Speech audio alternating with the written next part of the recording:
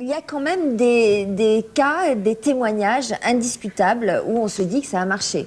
En tout cas, des cas de guérison, Sophie, qui posent question. On ne va pas apporter tout de suite une réponse. Je vous propose, avant de rentrer dans le vif du sujet, avant de commencer ce débat, une histoire étrange. Un jeune homme plongé dans le coma qui en sort en faisant appel à une magnétiseuse. Alors, hasard ou non, on en parle après, regardez. Je suis une femme comme tout le monde, hein. Enfin, comme toutes les femmes, c'est tout. Comme toutes les femmes et mère de famille, mariée 2 enfants, Marie-Claire Estevin, depuis toute petite, a développé un magnétisme particulier, celui de soulager son prochain. Il faut dire qu'elle a du nez. Je sens où la personne elle a des douleurs et je sens mes mains devenir brûlantes et j'ai l'impression que ce n'est plus mes mains. Et tu me diras à un moment donné si ça chauffe, si c'est froid, ce que tu ressens, ok? Mais bon, tu vas pas le sentir de suite, hein?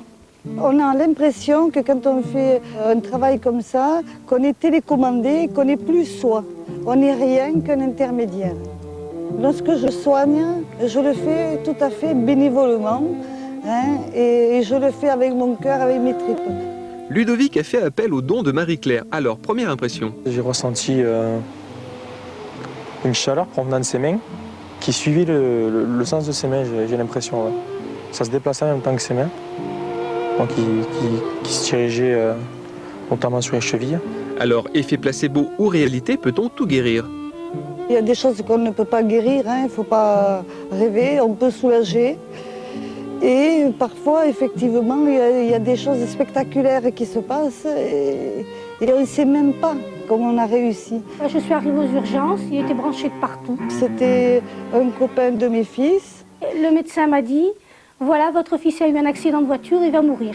Il me dit, maman, Nicolas est dans le coma, il faut que tu fasses quelque chose pour lui. Et je dis, mon petit, mais tu sais, c'est pas évident, c'est pas facile. Il me dit, mais tu as déjà réussi, tu as déjà fait des choses. Le coma a duré à peu près 5 jours, sans aucun résultat, rien du tout, hein, avant que Marie-Claire arrive. Hein. J'ai donc fait rentrer Marie-Claire avec moi. Elle a commencé à lui parler, à lui faire l'imposition des mains et tout. Lorsque je posais mes mains sur son visage, j'avais l'impression qu'il me répondait, que mes mains, elles vibraient. Et je vous jure, moi, j'en ai encore des frissons partout. Il y a eu une réaction, je l'ai sentie parce que je lui tenais la main. J'ai senti comme s'il y avait un courant qui lui passait dans tout le corps. Et d'un seul coup, je lui ai dit, Nicolas, il y a ta maman près de toi. Montre-lui que tu nous entends, serre-lui la main. Et elle lui a demandé, si tu nous entends, serre la main à maman, et il m'a serré la main. Moi je dis toujours, je ne suis rien, je suis qu'un intermédiaire, et c'est pas moi que vous devez remercier, mais c'est là-haut.